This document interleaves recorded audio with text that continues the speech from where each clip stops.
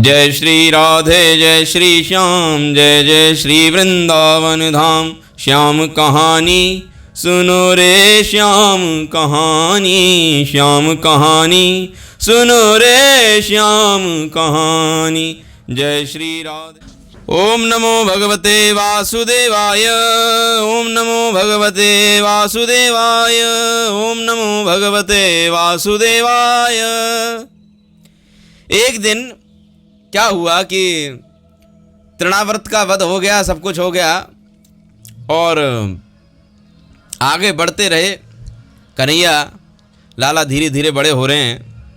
एक दिन क्या हुआ कि सांवले सलोने कन्हैया बालक रूप में, बाल रूप में अपने हैं और सोने के रत्न जैसे सिंहासन में जैसे रत्न आदि जटे होते हैं, ऐसे भगवान के पालने में जड़े हुए थे। सुंदर रत्नों से सुसज्जित पालने में भगवान लेटे हुए थे, सो रहे थे आराम से।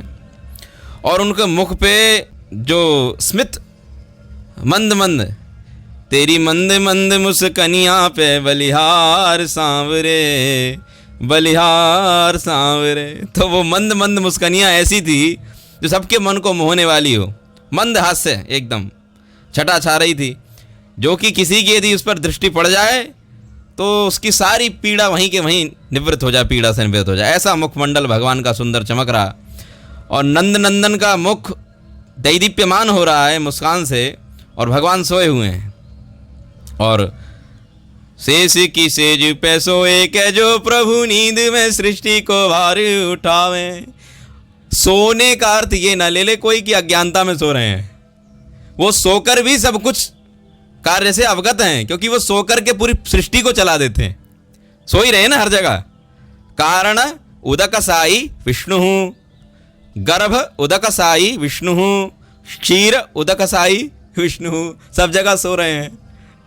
तो इधर मैया के आंगन में जो पलना पड़ा हुआ है उसमें भी सो रहे हैं। तो इसका मतलब ये नहीं कि अज्ञानता में सो रहे हैं। जैसे शेष की सेज पे सोए के जो प्रभु नींद में सृष्टि को भार उठावे। नींद में ही सारी सृष्टि चला रहे हैं। हाँ, सृष्टि स्थिति प्रलय साधन शक्ति रेखा, सारी सृष्टि स्थिति प्रलय सब कुछ नींद में ही कर रहे हैं। देखा जाए तो सब जगह शयन कर रहे हैं, लेटे हुए हैं। तो यहाँ भी ऐसे ही भगवान मैया के आंगन में लेटे हुए हैं और उनके आँखों पर मैया ने एकदम पतला पतला काजल लगाया है, काजल लगा रखा है। और कमल के समान सुंदर नेत्र, मनोहर काजल लगने से भगवान का मुख और ज़्यादा सुंदर लगने लगता है। जब छोटे बालकों के आंखों में काजल लगा दो तो बहुत सुंदर लगते हैं। तो वो तो परम भगवान ही जब स्वयं बालक रूप धारण उन्होंने कर रखा, तब सोचो उनका कैसा स्वरूप रहा होगा। और ऐसे सुंदर लाला को मैया यशोदा ने अपनी गोद में ले ले वाके बाद। और बाल मुकुंद जो थे वो अपना अंगूठा मुख में दे करके और अंगूठे को, पैर का अंगूठा होता है ना, तो अपने पैर का अंगूठा चूस रहे हैं। करार विंदे न पदार विंदम, मुखार विंदे विनिवेशयन्तम, वटस्य पत्रस्य पुटे शयानं, बालं मुकुंदम मनसा स्मरामि। हे कृष्ण हे यादव हे सखेति, गोविंद दामोदर माधवेति। जिह्वे पिबस्वमृतमे तदेव, गोविंद दामोदर माधवेति। तो उन भगवान के नामों को हमें गायन करना चाहिए जिन्होंने करार विंदे न पदार विंदम, मुखार विंदे विनिवेशयन्तम। अपने कर कमलों से भगवान ने अपने चरण कमलों को पकड़ करके, पदार विंदम मुखार विंदे विनिवेशयन्तम, अपने मुख में अपने पैर का अंगूठा लेकर के चूस रहे हैं। आनंद ले रहे हैं भगवान। और उनका स्वभाव बहुत चपल। भगवान कैसे हैं? श्याम के चपल विशेष। भगवान अपने मुख में अपना पैर का अंगूठा लेकर चूस रहे हैं, उस समय और ज़्यादा चपल लग रहे हैं। भगवान श्री रामचंद्र के नयन देखोगे, राम के अति गंभीर हैं, श्याम के चपल विशेष, नयन है चपल विशेष। भगवान श्री कृष्ण के नयन एकदम चपल हैं और उनका स्वभाव भी चपल है। कई बार तभी उनके बगल में वो ललिता जी खड़ी होती हैं। तो वो भी रहस्य आगे कभी खोलूँगा क्यों खड़ी होती हैं। तो और उस पर नील नूतन कोमल और घुंघराले बाल भगवान के बंधे हुए हैं और उनकी अंग छटा है, बहुत अद्भुत जान पड़ रही है। और मुख में अपना अंगूठा पैर का लेकर के चूस रहे हैं और काजल लगाओ। इस स्वरूप को थोड़ा वो करो, अपने मन में कल्पना बनाओ इस स्वरूप की, क्योंकि स्वरूप कैसा रहा होगा कि जिस समय भगवान ने ये सब कर रहे हैं तो वो स्वरूप को यदि सोचोगे भी सोचने में ही आनंद इतना छुपा हुआ है। और वक्ष स्थल पर भगवान के क्या श्रीवत्स का चिन्ह छपा हुआ है और गले में उन्होंने बगनखा, मैंने पहले ही बताया था बगनखा, तो बगनखा जो बाघ के नाखून के उससे बनाते हैं, एक आभूषण बनता है गले में बालकों के लगाते हैं, तो बगनखा लगा हुआ है। और आधा चंद्रमा जैसे आकार का एक आभूषण होता है, वो भी भगवान ने चमकीले रंग का गले में पहन रखा है। अब जो यशोदा मैया थीं वो श्री गोपी हैं, तो गोपी यशोदा मैया अपने लाला को लाड़ लड़ाती हुई बहुत आनंद का अनुभव कर रही हैं और खूब खिला रही हैं और भगवान अपनी लीला कर रहे हैं। इसने में भगवान जो थे दूध पी चुके थे। अब मैया जब लाड़ लड़ा रही उसके बाद दूध पी चुके थे। दूध पी करके भगवान पलने पे लेटे हुए हैं, तो इतने में ही जम्हाई ले रहे थे भगवान जोर जोर की। बच्चा दूध पी लेता उसके बाद दवाई लेता सोने के लिए, ऐसे ऐसे, हमारी तरह नहीं, हमारी तो बच्चों की में आवाज़ नहीं आती है। तो भगवान जमाई ले रहे थे, मीठी मीठी जमाई ले रहे हैं। और इतने में ही माता की दृष्टि, मैया की दृष्टि और लाला के मुख पे पड़ गई। और जैसे ही लाला के मुख के अंदर का सीन देख करके चकित हो गई मैया। जमाई ले रहे हैं तो जमाई में मुख खुलता है, तो लाला ने भी अपना मुख खोला, ऐसे करके जैसे ही खोला मुख, और मुख खोल करके अंदर तो देखा उन्होंने पृथ्वी जल अग्नि वायु आकाश सारा संपूर्ण ब्रह्मांड मुख में। इंद्र प्रवृत्ति जितने देवता थे आदि सारे के सारे देवता दृष्टिगोचर होने लगे, देवी देवता सब भगवान के मुख में ही सब दर्शन होने लगा। और तब तो उनके यशोदा मैया का इतना दृश्य देखते ही बस देखा कि अंदर ब्रह्मांड सारे ग्रह लोक नक्षत्र आदि सब कुछ देख करके मैया का हृदय मनो एकदम त्रास हो गया कि क्या हो ये, इसके मुख में क्या है। और सारा ब्रह्मांड देख दिया, सारे इंद्र आदि देवता दिखाई दे गए। और तुरंत उन्होंने अपनी मैया ने अपनी एकदम मुंह फेर करके आंखें मूंद ली। अरे जैसे ये दृश्य देखा आंखें बंद कर ली मैया ने। अब इससे भगवान की परिपूर्णतमता पता चलती है कि भगवान कितने परिपूर्णतम है। और ये भगवान ने अपनी योग माया शक्ति से और संपूर्ण संसार का जो सारी सत्ता मेरे हाथ में है, सबको जो मैं सबसे परम सत्तावान व्यक्ति हूँ, इसलिए भगवान ने ये अपनी योग माया के प्रभाव से यशोदा मैया को ये दर्शन भी करा दिया। परंतु बाद में उन्हीं योग माया के प्रभाव से मैया ने यशोदा जी की स्मृति जो थी वो टिकनी सही, क्योंकि ये यदि सीन याद रह जाता यशोदा मैया को तो सही नहीं रहता थोड़ा, तो मैया का भाव थोड़ा वैसा बन जाता ना फिर कि ना जाने मेरे लाला के मुख में कहा है गयो, और बहुत चिंता कर जाती। इसलिए भगवान ने ये दिखा करके और पल में ये स्मृति थी ये ओझल कर दी कि नहीं अब कुछ नहीं।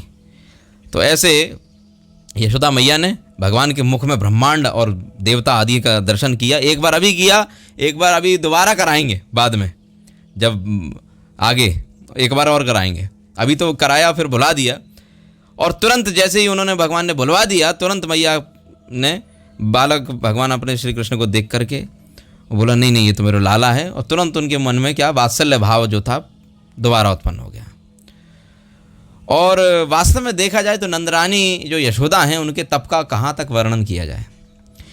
इनके तप का प्रभाव भी है पिछले जन्म का, क्योंकि ये सब भगवान श्री कृष्ण के धाम में तो सदा से रहे ही हैं, उनके ही निजी पार्षद हैं सब, भगवान के गोलोक धाम से ही पधारे हैं। परंतु इनमें धरा नाम की देवी वसु और वसु की पत्नी धरा हैं, वो भी हैं। तो उनका थोड़ा बताऊं कि इनमें जो धरा नाम की देवी भी हैं यशोदा मैया में, तो ये धरा नाम की देवी ने ऐसा कौन सा तप किया जो यशोदा मैया के रूप में इनको मैया का पद प्राप्त हुआ, भगवान की मैया कहलाई। और भगवान को भी इन्होंने इतना लाड़ प्यार किया, अपना स्तनपान कराया और भगवान की बाल लीलाएं का दर्शन हुआ। उन्हीं के घर में भगवान पले बढ़े हुए, ऐसी लीला हुई। तो ऐसा इन्होंने क्या किया था, तो देवर्षि नारद ने श्री नरनारायण ऋषि से ये चरित्र सुना था सारा, देवर्षि नारद को मैंने अभी देवर्षि नारद पे भी एक वो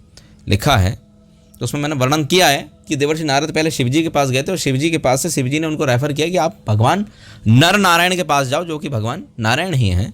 तो भगवान नारायण ने देवर्षि नारद को ये लीला सुनाई थी। तो वो ही लीला मैं बताना चाहता हूँ कि नंदरानी जो थी, इन्होंने ऐसा क्या तप किया है जो नंद बाबा ने और माता यशोदा ने, कि इनको ऐसा सौभाग्य प्राप्त हुआ कि स्वयं भगवान परिपूर्णतम भगवान श्री कृष्ण स्वयं श्याम सुंदर इनके पुत्र के रूप में यहाँ जगत में अवतीर्ण हुए हैं। और ऐसा इनको क्यों सौभाग्य प्राप्त हुआ, तो इसमें मैंने बताया था जब प्रथम दिवस में कि द्रोण नाम के जो वसु हैं और धरा नाम की जो उनकी पत्नी हैं, वो ही श्री नंद यशोदा जी के रूप में अवतरित हुए हैं। तो 8 वसुओं में अष्ट वसु होते हैं। अष्ट वसु में द्रोण नाम के वसु थे, वो बहुत प्रधान वसु हैं। और उनकी जो पत्नी हैं उनका नाम है धरा। धरा नाम की उनकी पत्नी थी, पर इनके कोई संतान नहीं थी। और संतान ना होने के कारण परंतु भी भगवान विष्णु के परम भक्त हैं वसु और धरा, और देवताओं के राज्य का पालन भी करते हैं, इसलिए इतने श्रेष्ठ स्थिति में भी स्थित है, पर कोई संतान नहीं थी। तो इन्होंने क्या किया कि पुत्र की अभिलाषा से कि हमारे कोई संतान हो जाए, तो ब्रह्मा जी के आदेश से इन्होंने अपनी पत्नी को लेकर के धरा देवी को, वसु द्रोण नाम के वसु थे, उन्होंने धरा जी को लेकर के तप करने के लिए मंदराचल पर्वत पर चले गए। वहाँ उन्होंने दोनों ने दंपति ने, यशोदा जो धरा रूप में थी और ये वसु द्रोण नाम के जो वसु हैं, द्रोण और धरा ने दोनों ने वहाँ पे तपस्या करना प्रारंभ कर दिया। कंदमूल फल खा करके, सूखे पत्ते चबा करके तपस्या करते रहते। और एक समय उन्होंने ऐसा आया कि ये सब कुछ भी छोड़ दिया और बाद में एकदम जल के आधार पे केवल स्थित हो गए कि आप जल पिएंगे, और जल पी करके जीवन चलाने लगे और तपस्या में रत हैं, तपस्या कर रहे हैं। फिर बाद में उन्होंने धीरे धीरे तपस्या जब बढ़ती गई, बाद में जल पीना भी एकदम बंद कर दिया। अब केवल एकदम श्वास ले रहे हैं और बिल्कुल सब लेना देना बंद कर दिया, कुछ भी आहार नहीं ले रहे हैं, शून्य कर दिया खाना पीना, और तपस्या चल रही है परंतु। और उन्हें ऐसे तप करते द्रोण और वसु जो थे, द्रोण नाम के वसु थे, धरा नाम की उनकी पत्नी थी, इन दोनों को तपस्या करते 10 करोड़ वर्ष बीत गए। 10 करोड़ वर्ष बीत गए। तब ब्रह्मा जी स्वयं प्रसन्न हो गए और बोले कि वरदान मांगो वत्स। इनके ऊपर तो दीमकें चढ़ गई थी, पूरे दोनों पति पत्नी ढके हुए थे दीमकों से, इतनी भारी तपस्या करी। और जैसे ही उन्होंने ब्रह्मा जी सामने प्रकट हुए, ब्रह्मा जी ने आवाज़ लगाई कि वत्स वर मांगो। और तुरंत बांबी जो दीमक की चढ़ी हुई थी सबको हटा करके जो द्रोण नाम के वसु थे अपनी पत्नी के साथ में बाहर निकल के आए उस दीमक में से, और ब्रह्मा जी को प्रणाम किया, विधिवत उनकी पूजा करी, आदर सत्कार किया। तुरंत उनका मन उल्लसित हो उठा कि हमारी तपस्या सफल हो गई, तभी तो ब्रह्मा जी दर्शन देने आ गए। 10 करोड़ वर्ष तक तपस्या कर रहे हैं, कोई भान भी नहीं है, हैं? और तुरंत ब्रह्मा जी से बोले श्री द्रोण कि हे ब्रह्मा जी, हे विधि विधान, आप ही को लोग विधाता नाम से पुकारते हैं, कि हमें तो वास्तव में जो इच्छा है वो इच्छा ऐसी है कि परिपूर्णतम भगवान श्री जनार्दन, भगवान श्री कृष्ण जो हैं, सबकी रक्षा करने वाले हैं, वे ही मेरे पुत्र क्यों ना हो जाएं। ऐसा इन्होंने वरदान मांगने को उद्यत हुए। और हमारी उन दोनों के प्रति बड़ी प्रेम लक्षणा भक्ति हो जाए, सदा बनी रहे, और हमारे पुत्र रूप में वे ही क्यों ना आए। ऐसी हमारी इच्छा है कि भगवान श्री कृष्ण ही हमारे पुत्र बन जाएं। और उनकी कृपा हो जाने से तो मनुष्य जो होता है वो दुर्लंघ भवसागर को, जिसको पार करना बहुत दुर्लंघ है, तो कोई लांघ नहीं सकता, पर इसको भी पार कर सकता है उनकी कृपा मात्र से, सहज आराम से ऐसे पार कर सकता है जैसे कि गऊ के बछड़े के खुर के समान, जैसे कोई गड्ढे को पार करने में कितना समय लगता है, फट सके। ऐसी भगवान श्री कृष्ण की शरण लेकर के कोई व्यक्ति महान भवसागर को पार कर सकता है सहज में ही। परंतु हम दोनों ने जो तपस्या करी है, हमें और दूसरा कोई वर नहीं चाहिए, हमें भगवान श्री कृष्ण मिल जाएं अपने पुत्र रूप में, हमें तो यही चाहिए, और हमारी उनमें सदा प्रेम लक्षणा भक्ति बनी रहे। ब्रह्मा जी विचार कर रहे हैं कि ये तो बहुत बड़ी, मतलब इन्होंने मांग लिया, ये तो बस से बाहर है, परंतु चिंता मत करो, तुम लोगों ने मुझसे ऐसा वर मांगा है, कोई बात नहीं, ब्रह्मा जी ने बोला।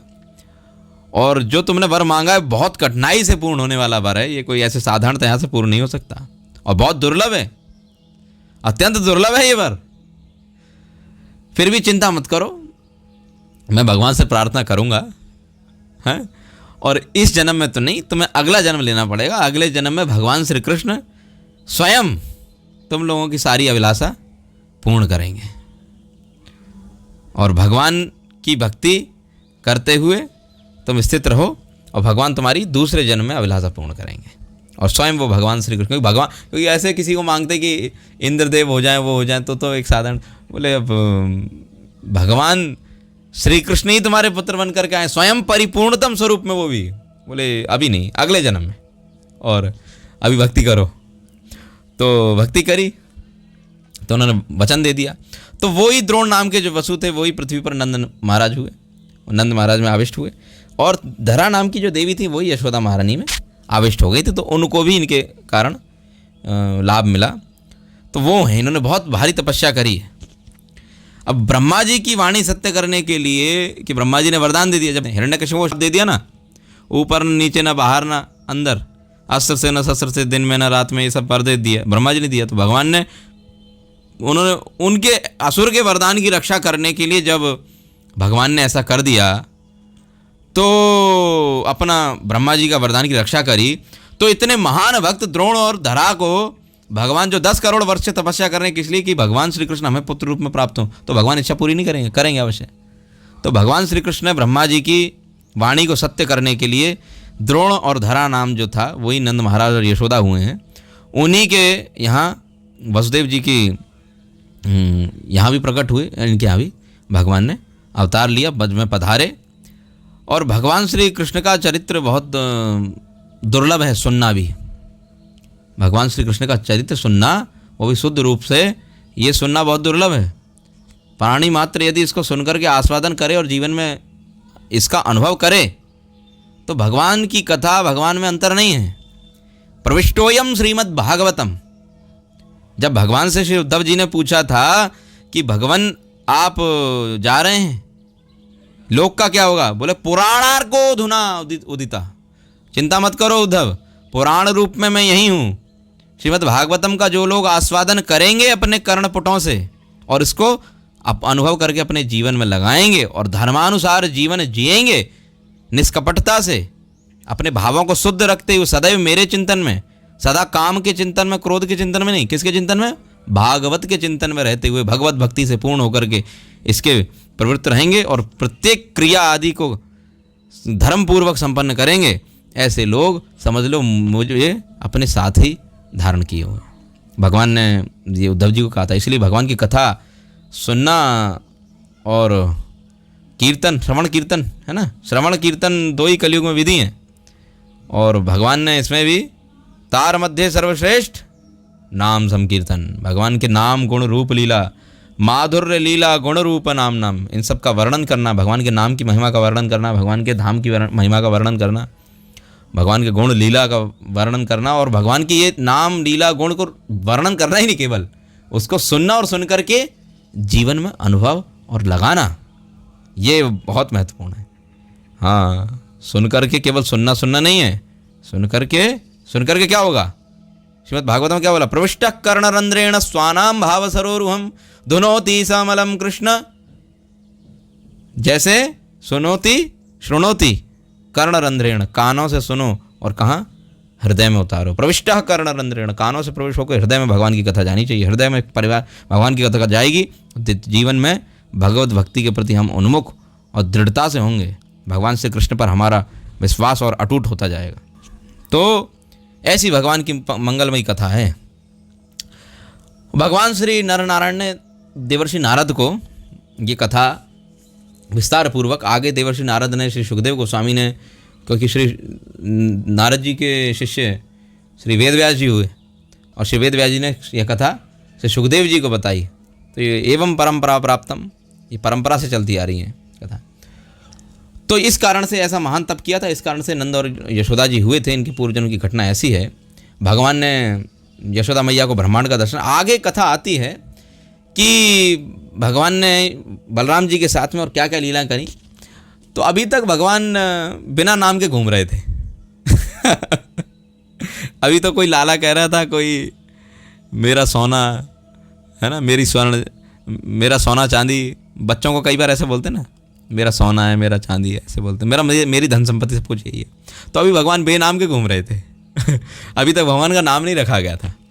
तो आगे भगवान के नामकरण की कथा, कि भगवान का नाम भी बड़ा सुंदर रूप से कैसे, तो अभी समय है, चलो अभी बताता हूँ कि भगवान के नाम की कथा इस प्रकार है कि एक समय पे वसुदेव जी ने, महामुनि गर्गाचार्य जी थे, जो कि भगवान के महान महाभागवत भक्त हैं, साधारण व्यक्ति नहीं है श्री गर्गाचार्य जी। हाँ, तो वो अपने शिष्यों के साथ में नंद भवन के यहाँ पधारे। वसुदेव जी ने उनको कहा था कि प्रभु महामुनि जो नंद महाराज के यहाँ, और आप पधारें, वहाँ जा कर के जैसा उचित जो भी कार्यक्रम करना है वो संपन्न कराएं।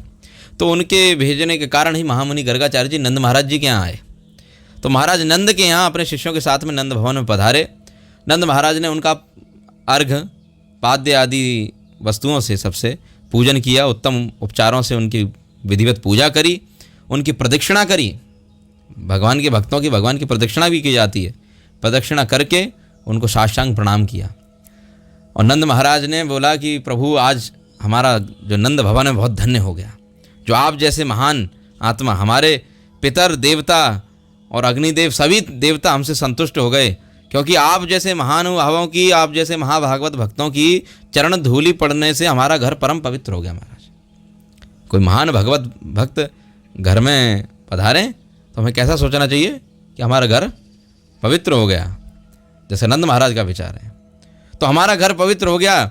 और महामुनि, मेरी आपसे प्रार्थना है कि आप जब आ ही गए हैं तो आप तो तिथि नक्षत्र वारों आदि का सब कुछ ध्यान रखने वाले हैं।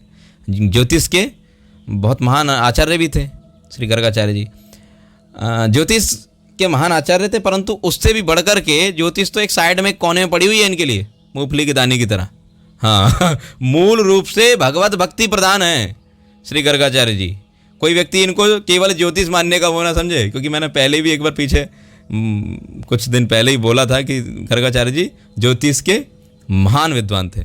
तो इसका मतलब ये ना समझ लें कि ज्योतिष ज्योतिष ज्योतिष ज्योतिष करते हुए, ज्योतिष तो इनके लिए कोने में पड़ी हुई है, परंतु मूल रूप से भगवत भक्ति के पूर्ण ज्ञाता हैं ये। हाँ, भगवत भक्त ज्योतिष को यूज़ करता है, ऐसा नहीं कि ज्योतिष हम लोग यूज़ नहीं करते हैं, केवल इतनी कि जितनी की भक्ति में समर्थन हो, तो वो ज्योतिष भी फिर भक्ति कहलाती है वहाँ। जैसे कि हम लोग ज्योतिष के अंदर पंचांग होती है, हम पंचांग देखते कि नहीं देखते? यदि पंचांग नहीं देखेंगे तो फिर आचार्यों के वार तिथि सब कुछ आते हैं, तो कैसे पता चलेंगे? तो पंचांग का मतलब क्या है? पंच अंग, तिथि वार नक्षत्र योग कर्ण, इन पांचों को मिलाकर के बनता है पंचांग, है ना। पर हम जो भौतिकतावादी नीच लोग हैं, अपनी इंद्रिय तृप्ति के लिए ज्योतिष आदि को यूज करते हैं, उस तरह से हम यूज नहीं करते ज्योतिष को कि मेरा ये अटक रहा है, कि मेरा वो निकल जाए, ये हो जाए, वो हो जाए, ऐसे नहीं। भगवान की भक्ति के लिए जितना ज्योतिष की आवश्यकता है, हम उसके लिए ज्योतिष यूज करते हैं। जैसे कि हमें एकादशी देवी कब आ रही है, भगवान की जन्माष्टमी कब आएगी, गौर पूर्णिमा कब है, शुद्ध एकादशी कब है, हमें कौन सी पालन करनी है, नहीं पालन करनी है, भगवान के और भगवान के महान भक्तों के आविर्भाव तिरोभाव दिवस देखने के लिए हम लोग ज्योतिष का लेते हैं। ज्योतिष को उतना ग्रहण करते हैं जितना हमारी भक्ति में समर्थ हो, उतना तो हम सभी चीज़ों को यूज़ करते हैं कि नहीं करते भक्ति में। फिर इसका मतलब ये थोड़ी वहीं हो जाते हैं।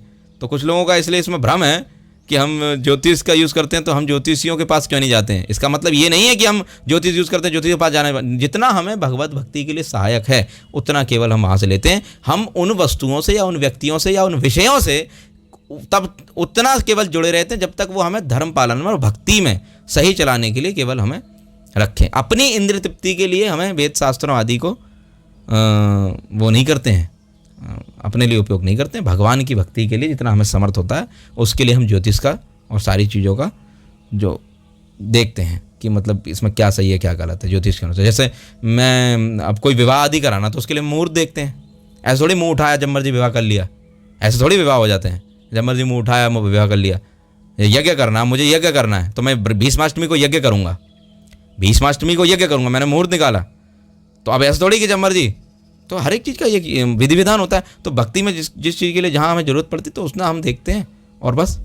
पर अब क्या है कि परंतु वास्तव में भगवत भक्ति में एक स्थिति ऐसी आ जाती है कि जहां पर अब जैसे कोई ऐसा समय आ गया जिस दिन ये सारी पंचांग मंचांग कुछ नहीं रहा, मान लो एक समय ऐसा आ गया, उस दिन पता ही नहीं आपको फिर क्या करना क्या नहीं करना, उस समय कहाँ वो समय, फिर उस समय कैसे, क्योंकि ये एक दिन होगा, धीरे धीरे जैसे जैसे कलयुग बढ़ेगा ये सब चीज़ें ह्रास होंगी, तो उस समय कुछ नहीं बचेगा, फिर क्या होगा, तब भी हम भक्ति में तत्पर रहेंगे। भक्ति किसी भी परिस्थिति में नहीं छोड़नी, और जिस वस्तु या विषय के आने से भक्ति पड़ जाए तो उसको हम स्वीकार कर लेते हैं, उसको कहते हैं हम युक्त वैराग्यम कथ्यते। श्री गौड़ीय ब्रह्मवध्व गौड़ीय वैष्णव संप्रदाय में सिद्धांत है युक्त वैराग्य, कि हम उन वस्तुओं से केवल जुड़े रहते हैं जो हमें भक्ति में सहायक होती हैं, और उन वस्तुओं से दूर रहते हैं जो भक्ति में हमें बाधा बनती हैं। ऐसा है। तो जब तक ज्योतिष हमारी भक्ति में बाधा ना बने तब तक हम ज्योतिष को स्वीकार करते हैं, तिथि वार नक्षत्र देखते हैं, भगवान के आविर्भाव देखते हैं, इतना बस, और कोई ज़्यादा जरूरत है नहीं भक्तों को देखने के लिए।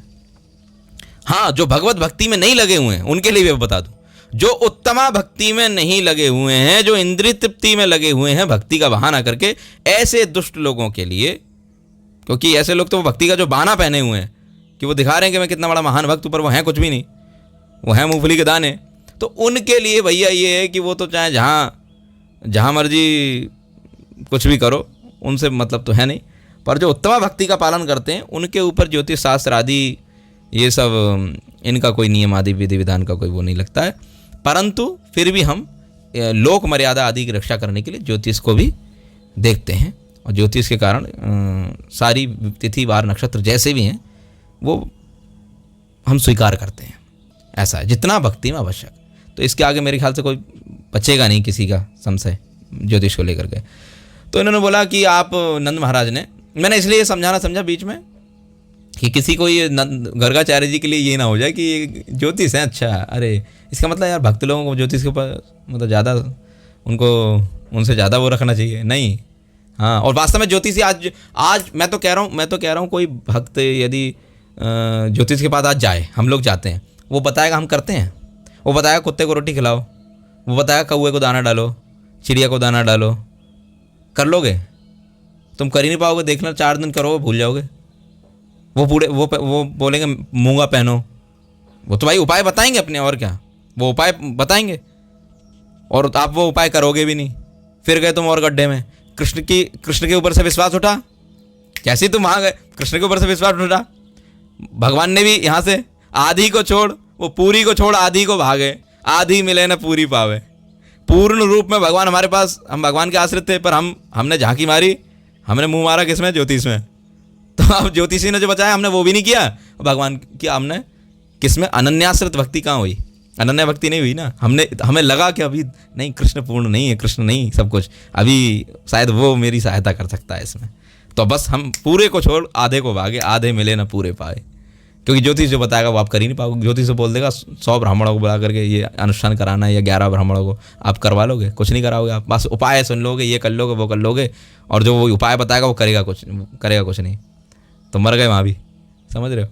तो इसलिए हम पूर्णतः कृष्ण पे आश्रित रहते हैं, और हमें भक्त को ये विश्वास होना चाहिए, जीवन में कोई भी परिस्थिति आ रही है, और यदि हम भक्ति में स्थित हैं, कोई भी परिस्थिति आ रही है, उसके लिए 1-2 बार वो करना है प्रयास, 1-2 बार प्रयास करना, और फिर भी वो चीज़ नहीं टल रही है, कोई बात नहीं। इसका मतलब कि अब जो है कृष्ण के आश्रय हमें छोड़ना चाहिए सब कुछ। पर हाँ, अपनी ओर से प्रयास निरंतर लगे रहना है, अपनी ओर से लगे रहना है निरंतर प्रयास में, और मूल हमारे कृष्ण हैं, ये हमें देखना है। ना ज्योतिष आदि कोई सहारे देंगे, ना अंत में कोई ये नहीं रक्षाती डुक्रिन करने, वो है भैयाकरण आदि ज्योतिष आदि सब कुछ हमारे साथ नहीं देंगे, भगवान गोविंद ही साथ देंगे सदा। तो इसलिए अपनी इंद्र तृप्ति के लिए नहीं, भगवान की इंद्र तृप्ति के लिए हम ज्योतिष का आश्रय लेते हैं। भगवान की इंद्रियां तुष्ट हों, भगवान तुष्ट हों।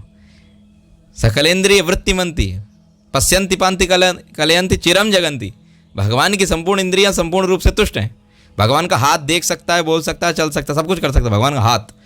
पश्यंति पांति कलयंती चिरम जगंती यस्येन्द्रियाणि सर्वेंद्रिय वृत्तिमंती। सारी इंद्रियां जिनकी, एक इंद्रिया जिनकी सारी इंद्रियों का कार्य कर सकती है, वो भगवान परम पूर्ण है। हमें उनकी इंद्रिय तृप्ति में लगाना चाहिए, अपनी इंद्रिय तृप्ति में जो आश्रय नहीं लेना चाहिए।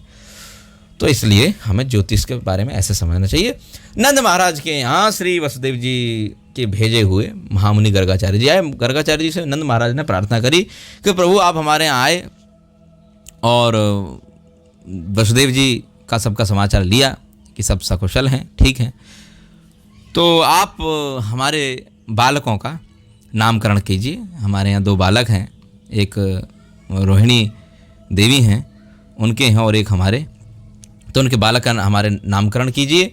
और प्रभु आपसे प्रार्थना कर रहे हैं कि ऐसे करने की कृपा करें।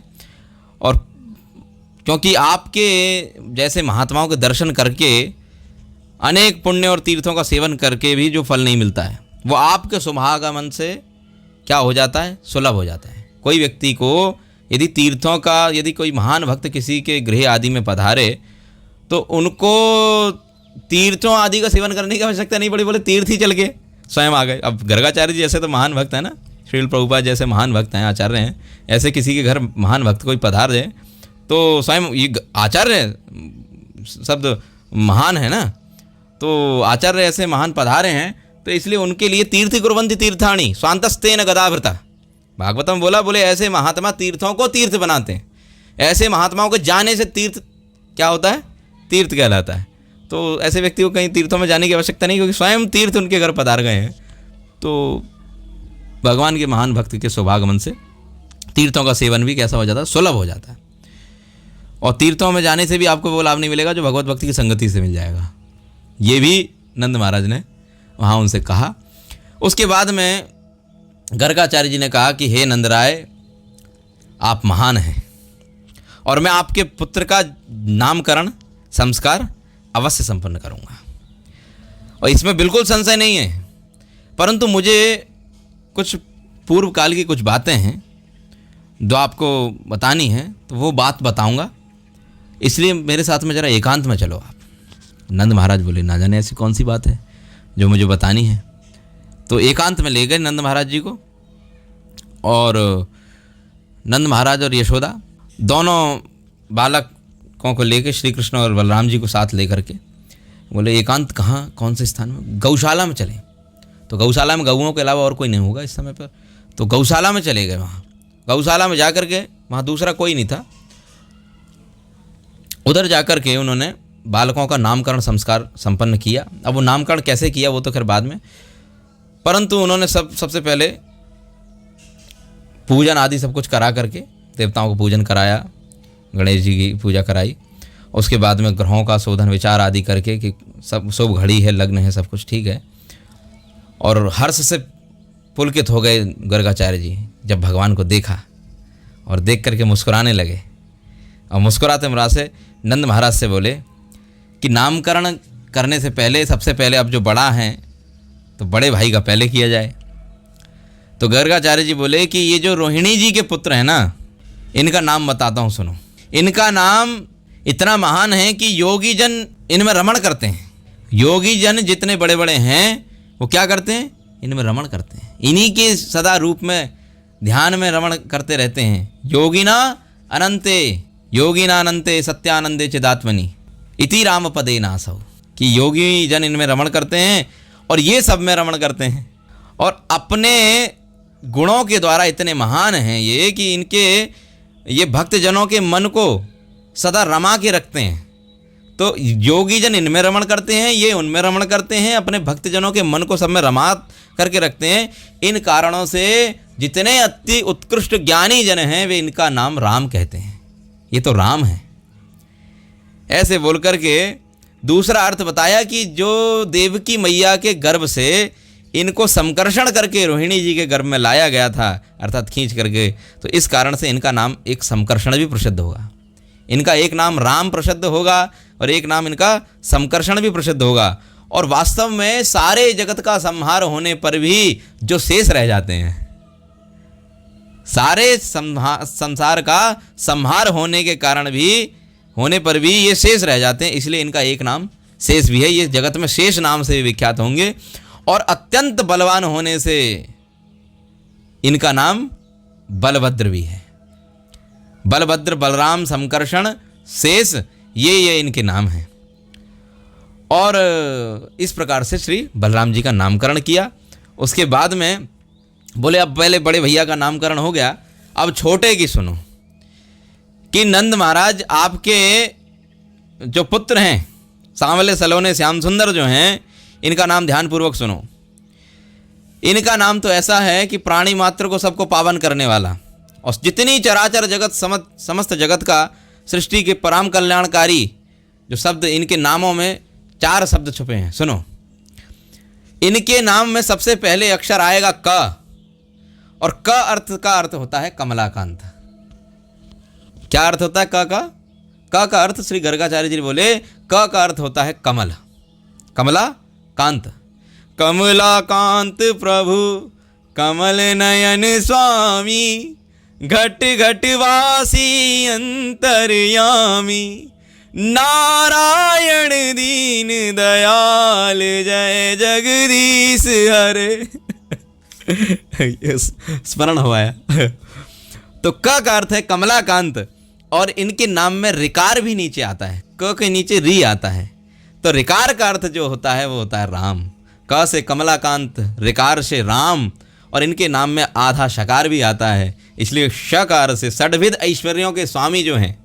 तो षण्णाम भग इतिंगना, विष्णु पुराण में बोलते हैं कि शकार का अर्थ षड्विध ऐश्वर्यों से, ऐश्वर्य से समग्रस्य वीर्यस्य ससा श्रिय ज्ञान वैराग्योश्चैव षण्णाम भग इतिंगना। ये षड्विध ऐश्वर्यों के स्वामी हैं, इस कारण से इनके नाम में शकार भी आता है जो अर्ध सकार है, और इस श्वेत द्वीप के निवासी भगवान विष्णु का वाचक है वास्तव में ये सकार, षड्विध ऐश्वर्यों के स्वामी। और जो इनके नाम में एक शब्द आता है अणकार, अणकार शब्द नरसिंह का वाचक है कि ये नरसिंह रूप में नरसिंह जी का प्रतीक है। और अंत में इनके नाम में जो आता है अकार, कृष्ण। तो अकार जो है वो अग्निभुक, अग्निभुक का अर्थ क्या होता है? अग्निभुक अर्थात जो अग्नि रूप में जो हविष्य को भक्षण करते हैं, जो हवि डालते हैं ना हम, हविष्य मतलब जो सामग्री डालते हैं ना, तो हविष्य को लेते हैं तो अग्नि रूप से हविष्य के भोक्ता हैं। यज्ञ नारायण भगवान है ना, तो आकार से अग्निभुक, तो अग्नि रूप से जो हविष्य के भोक्ता हैं और वास्तव में अग्निदेव के रक्षक हैं, इसलिए इनके नाम का ये आकार का अर्थ ऐसा है। और इनके नाम के अंत में 2 विसर्ग बिंदु विष्णु सर्ग भी आते हैं। इनके नाम के अंत में 2 विष्णु सर्ग आते हैं। अभी पूरा नाम बताऊंगा कैसे। तो वो 2 विष्णु सर्ग जो हैं वो कोई और नहीं बोले, वो साक्षात भगवान नरनारायण के बोधक हैं। 2 विष्णु सर्ग किसके बोधक? साक्षात भगवान नारायण के, नरनारायण के बोधक हैं 2 विष्णु सर्ग। इस प्रकार से जो 6 तत्वों से पूर्ण तत्व महामंत्र स्वरूप परिपूर्णतम शब्द जिनमें लीन हैं, ये सारे स्वरूप इनमें लीन हैं, इनमें समाये हुए हैं। इसी कारण से इस शब्द की महाव्युत्पत्ति होती है, इस शब्द की उत्पत्ति होती है। इसलिए इनका नाम पूरा बनता है क से कमलाकांत, री से रिकार, रिकार अर्थात राम, शकार अर्थात षड्विध ऐश्वर्यों के स्वामी, अर्ध सकार है जो श्वेत द्वीप के निवासी भगवान विष्णु हैं, उनका वाचक है। णकार का अर्थ नरसिंह, आकार का अर्थ अग्निभुक अर्थात अग्नि के रूप में हविष्य के भोक्ता, लेने वाले, अग्निदेव के रक्षक अर्थात। तो इस कारण से इनका पूरा नाम होता है कृष्ण। और जो 2 विष्णु सर्ग हैं वो इसमें अंत में जो लगे वो नरनारायण भगवान शब्द के वाचक हैं। इसलिए किसी व्यक्ति को कृष्ण शब्द का एक साधारण अर्थ भी, एक ऐसा अर्थ भी है, परंतु इन्होंने थोड़ा विश्लेषणात्मक अर्थ बताया।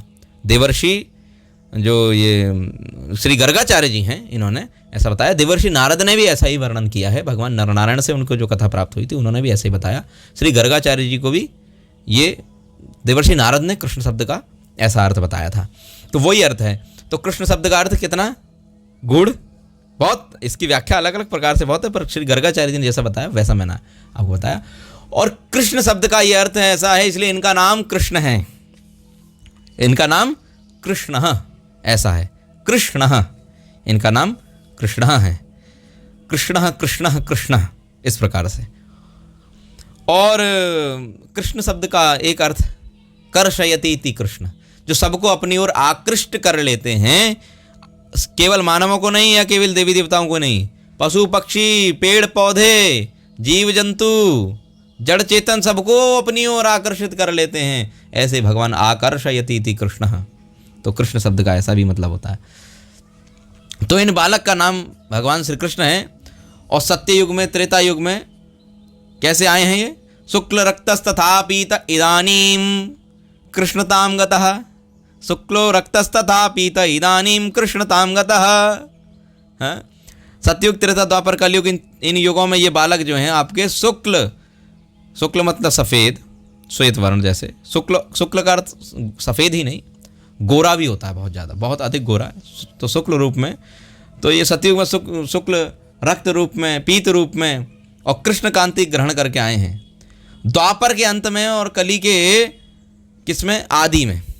द्वापर का अंत हो जाता है, कली की शुरुआत होती है, उस समय ये भगवान श्री कृष्ण जो हैं ये आते हैं।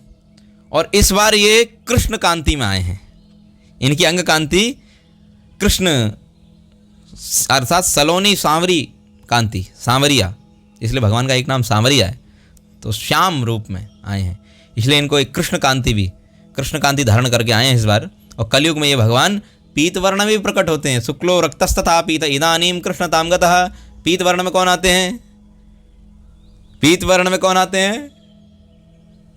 पीत वर्ण में आते हैं भगवान श्री गौर सुंदर, जो कि स्वयं भगवान श्री कृष्ण ही हैं। वे ही गौर सुंदर रूप में आते हैं कलयुग के आदि में। गर्गाचार्य जी ने ऐसा भी बोल दिया, जो कलौ तद हरि कीर्तनात्, कलयुग में भगवान हरि का कीर्तन प्रकाश आदि करने के लिए, लोका नाम त्राण कारणाय, भगवान का नाम प्रकाशित करने के लिए लोक में भगवान गौर सुंदर स्वरूप में भी कलयुग के आदि में प्रकट होते हैं। जब भगवान के 4500 वर्ष बीत जाते हैं कलयुग को, उस समय भगवान प्रकट होते हैं कलयुग के आदि में, भगवान ब्रह्मा जी के एक दिन में। जिस द्वापर में भगवान श्री कृष्ण आते हैं 28वें 7वें मनवंतर के 28वें द्वापर में, उसी प्रकार 7वें मनवंतर के 28वें कलयुग में भगवान श्री गौर सुंदर स्वरूप में भी आते हैं। तो गर्गाचार्य जी ने ये रहस्य भी वहाँ श्री गौर सुंदर का एक संकेत मात्र दे दिया कि भगवान पीत वर्ण में आते हैं। पीत वर्ण भगवान श्री श्याम सुंदर जी का और भगवान श्री गौर सुंदर का है। तो कृष्णवर्णम तुषा कृष्णम, कृष्णवर्णम तुषा कृष्णम सांगोपांगास्त्र पार्षदम यज्ञ ही संकीर्तन प्रायर यजंती ही सुमेत्सा। जो अत्यंत बुद्धिमान व्यक्ति हैं वे भगवान श्री चैतन्य महाप्रभु जी का हरिनाम का आश्रय लेंगे और उनके द्वारा उनकी यजंती पूजा करेंगे। तो ऐसे इन्होंने बताया।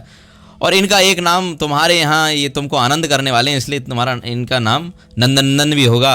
और ये अनेकानेक लीला इस संसार में करेंगे, इसलिए इनके जो जो लीला करते जाएंगे उन लीलाओं के नाम भी इनके अनेक अनेक पढ़ते जाएंगे। गाय चराने से गोपाल, गोवर्धन धारण से गिरधारी, अलग अलग नाम। गिरिराज धरण प्रभु तेरी शरण, गिरिराज धरण प्रभु तेरी शरण, गिरिराज धरण प्रभु तेरी शरण, गिरिराज धरण प्रभु तेरी शरण, ब्रज में गाते हैं। तो भगवान किस लिए? भगवान ने गिरि धारण कर लिया, इसलिए नाम पड़ेगा गिरिराज धरण, गिरिधर। तो एक नाम का अर्थ वसुदेव, गर्गाचार्य जी ने और बोला कि इनका एक नाम वासुदेव भी, वासुदेव अर्थात वसुदेव के जो पुत्र हैं इसलिए भी वासुदेव। और वासुदेव का एक गूढ़ अर्थ उन्होंने बताया। उन्होंने बोला कि वसु शब्द है इंद्रियों का, और इंद्रियों का जो देवता है वो चित्त है। तो उस चित्त में स्थित रह करके जो सदा क्या रहते हैं? इच्छाशील रहते हैं, चेष्टाशील रहते हैं। इस कारण से उसके क्या हो गए? ये देव हो गए। तो इसलिए इनका नाम वसु अर्थात इंद्रियों का, और इंद्रियों का देवता चित्त, और चित्त में रह के जो चेष्टाशील रहते हैं, इसलिए इंद्रियों में रह करके, इंद्रियों में इनके देवता रूपी चित्त, चित्त में स्थित रह करके जो सदा चेष्टाशील रहते हैं, इसलिए इनका एक नाम वासुदेव भी होगा। एक तो वसुदेव जी के पुत्र हैं इसलिए वासुदेव, और एक उन्होंने अलग अर्थ बताया जो कि इंद्रिय में रह करके, इंद्रियों के स्वामी चित्त, चित्त में रह करके सदा चेष्टाशील रहना, सदा इच्छाशील रहना, इसलिए इनका नाम वासुदेव भी होगा। और उनको एक रहस्य और बता दिया। वो रहस्य है, मैं सोच रहा हूँ अभी नहीं कल बताऊँ। एक रहस्य और बता दिया, चलो बता देता हूँ। एक रहस्य उनको ये बताया था श्री गर्गाचार्य जी ने कि जो वृषभानु जी की पुत्री हैं, जो 6 वृषभानु, उनमें से जो क्या नाम है वृषभानु जी का? वृषभानु जी का वृषभानु नाम है पर जो पिछले जन्म में सुचंद्र रहे हैं वो वृषभानु। तो उनकी पुत्री रूप में जो श्री राधा जी कीर्ति के माता के भवन में, कीर्ति माता के भवन में जो प्रकट हुई हैं, उनके ये साक्षात प्राणनाथ बनेंगे, उनके ही प्राणनाथ बनेंगे, प्राण प्रिय होंगे। प्राणनाथ किसको बोला जाता है? पति को बोला जाता है। तो इसका मतलब इशारे में कह दिया कि उन्हीं के पति ये हैं और उन्हीं के पति हैं, उन्हीं के पति बनेंगे, चिंता मत करो। और प्राणनाथ, प्राण प्रिय, प्राणेश्वर, प्राणेश पत्नी पति को ऐसा संबोधित करती हैं, परंतु पति उस योग्य हो तब। पता लगा पति तो मार कुटाई कर रहा है। हाँ, ऐसा नहीं। प्राणनाथ बोला जाता है जो उसके प्राणों को, प्राणनाथ क्यों बोला गया कि पति भगवान श्री कृष्ण का अनन्य भक्त है, एकदम दृढ़ानुरागी भक्त है। तो उसके चित्त यदि, जो उसकी जो पत्नी है उसका चित्त यदि उसमें लगा रहा और उसके प्राणों का स्वामी यदि सदा वो रहा, मतलब उसके प्राणों को कैसे चलाना है कि जो वो पत्नी भी, जिसके कारण वो पत्नी, मतलब प्राणनाथ शब्द मतलब क्यों हुआ कि उसके प्राण में भगवान का, जो उसका पति है उसके प्राणनाथ भगवान श्री कृष्ण है, और पत्नी का प्राणनाथ वो इसलिए हुआ कि उसके प्राणों को किस प्रकार से, प्राण मतलब पंचवायु से बनता है ना, पंच प्राण बोलते ना, पंच प्राण वायवे नमः। पंच प्राण वायु है हमारे शरीर में, अपान व्यान उदान समान। तो ये सब जो वायु हैं, ये पंच प्राण उसके जो हृदय में हैं, उसके प्राणों को, प्राण का अर्थ दूसरा होता है जीवन। तो उसके जीवन का जो वास्तविक नाथ है, अर्थात उसके जीवन को इस तरीके से वो चलाएगा या चलवाएगा जिससे कि वो भगवत भक्ति में पत्नी भी सदा दृढ़ रहे। इस कारण से पत्नी पति को कहती थी प्राणनाथ, कि मेरे प्राण कैसे भक्ति में स्थित रहें, मुझे इस प्रकार की शिक्षा देने वाले और उसके अनुसार चलाने वाले मेरे जो स्वामी हो, इसलिए उनको पति को भी क्या कहते हैं, प्राणनाथ या प्राणेश्वर या प्राणप्रिय या प्राणेश, ऐसे ऐसे ये शब्द उच्चारण होते हैं। तो श्री राधिका जी के प्राणनाथ कौन है? उनके पति अर्थात श्री श्याम सुंदर। तो ये रीति अभी से नहीं है प्राणनाथ कहने की कि पति को, ये पहले से है, परंतु पति भगवान श्री श्याम सुंदर जैसे उनके भक्त हों तब उनको प्राणनाथ कहा जाए। और तो उचित है कि जो वो इस प्रकार से पत्नी का जीवन चलाए कि उसको भक्ति में कभी नीचा ना होना पड़े, वो भक्ति में उठती जाए, तब तो वो प्राणनाथ सही प्राणनाथ है। नहीं तो वो क्या है, अन्यथा यदि भक्ति में उसका जीवन चल नहीं रहा है और वो उसके मन में सदा उदासी छाई हुई है और नीरस सा जीवन हो गया है कि बिल्कुल कि कोई रस ही नहीं रहा है जीवन में, बस एक कर रहे हैं, सब कुछ चल रहा है, तो वो क्या है, प्राणहंता। उसके प्राणों का हनन करने वाला, उसके तन को सुखाने वाला। हाँ, अगर क्योंकि भक्ति से ही तो जीवन है ना, सेवा ही है धर्म हमारा, सेवा से पाया उजियारा, प्यारे रुद्र रूप अवतार, प्यारे रुद्र रूप अवतार, हम पर कृपा करो हमारी टेर सुनो। हनुमान जी का एक भजन है बहुत सुंदर। तो सेवा में लगे इसलिए प्राणनाथ शब्द कहा जाता। तो गर्गाचार्य जी ने इनको बोल दिया कि जो भगवान श्री कृष्ण हैं वे ही ये हैं, और ये विश्वानु जी के यहाँ जो कन्या हैं उनके प्राणनाथ बनेंगे, चिंता मत करो। इसलिए इनका एक नाम क्या होगा, श्री राधापति भी होगा इनका नाम। और जो साक्षात परिपूर्णतम भगवान श्री कृष्णचंद्र हैं, अखंड जो सत्ता है जिनकी सत्ता कभी खंड खंड नहीं होती है, वो अखंड जिनकी सत्ता है, जो असंख्य ब्रह्मांडों के स्वामी हैं, असंख्य ब्रह्मांड जिनके श्वास मात्र से प्रकट हो जाते हैं, वो महाविष्णु भी जिनके अंश मात्र हैं। विष्णुर महान सही है यस्य कला विशेष, वो कला विशेष हैं। और जो गोलोक धाम में सदा विराजमान रहते हैं वे प्रभु स्वयं, वे परम प्रभु स्वयं तुम्हारे यहाँ क्या बालक रूप में प्रकट हुए हैं। चिंता मत करो नंद महाराज, ये पृथ्वी का भार उतारने के लिए, कंस आदि असुरों को मारने के लिए, दुष्टों का संहार करने के लिए, परित्राणाय साधुनाम विनाशाय च दुष्कृताम, भक्तों की रक्षा करने के लिए ये इनके अवतार का उद्देश्य है, इसलिए यहाँ आए हैं। और तुम बहुत महान हो हे भारत। हाँ, आप बोले भारत कैसे बोल दिया गर्गाचार्य जी ने? क्योंकि वसुदेव जी जो नंद महाराज हैं ये भी किस कुल से हैं, ये भी भरत कुल से ही हैं। तो इस कारण से कि तुम चिंता मत करो भारत। और इनके नामों का वास्तव में देखा जाए तो अंत नहीं है, क्योंकि इनके तो नाम अनंत हैं। इनका एक नाम अनंत भी है और इनके नाम भी वास्तव में अनंत हैं। वेदों में जहाँ जहाँ गूढ़ रूप से इनके नाम छुपे हुए हैं, इनकी लीलाओं के कारण भी उनके अनेक अनेक, इनके कर्मों के अनुसार ना जाने कितने इनके अनेक नाम हैं। इसलिए इनके नामों का मैं अभी गिनाने जाऊँ तो सहस्त्र नाम तैयार हो जाएंगे, ना जाने कितने, हजारों हजारों सहस्त्र नाम इनके तैयार हो जाएंगे। इसलिए मैं इनके नामों को ज़्यादा नहीं बता रहा हूँ, 2-4 नाम तो मैं बता दिए हैं, वासुदेव, कृष्ण, हाँ, कमलाकांत, तो ये सब नाम इनके 2-4 मैंने बता दिए हैं और इनका मुख्य नाम कृष्ण है। और तुम्हारा बहुत महान सौभाग्य है कि जो साक्षात परिपूर्णतम परात्पर भगवान श्री पुरुषोत्तम प्रभु जो हैं, वे तुम्हारे घर में पुत्र रूप में स्वयं शोभा पा रहे हैं। अरे नंद महाराज, आप कितने महान हो, कितने सौभाग्यशाली हो, आपका क्या सौभाग्य है। ऐसे करके और नंद महाराज सामने जो मस्तक को बार बार झुका रहे हैं कि प्रभु आपकी कृपा है, सब आप संतों महात्माओं की सबकी कृपा है, आपके चरण कमल पड़े इसलिए ये सब संपन्न है, हमारे अंदर ऐसी कोई बहुत। और मन मन में नंद महाराज बहुत प्रसन्न हो रहे हैं और कृतकृत्य मान्य हैं स्वयं को भी और श्री गर्गाचार्य जी के द्वारा। तो ऐसा कह के गर्गाचार्य जी चले गए। और तब सुन करके ये सब कुछ जब रहस्य सुना, बाद में ये सब कुछ पता करके जो गर्गाचार्य जी अपने शिष्यों के साथ में चले गए वापस और बहुत बहुत आशीर्वाद दे करके गए। तो तब इन्होंने बहुत मन में प्रसन्न हो गए, प्रमुदित हो गए, आनंद की लहरें उठने लगी नंद महाराज के मन में। जब ये सब कुछ सुन लिया कि हमारा लाला साक्षात कोई और नहीं, ये परिपूर्ण परात्पर प्रभु आए हैं स्वयं, तब से नंद महाराज को ज्ञात हो गया। गर्गाचार्य जी ने इनको बता दिया चुपके में।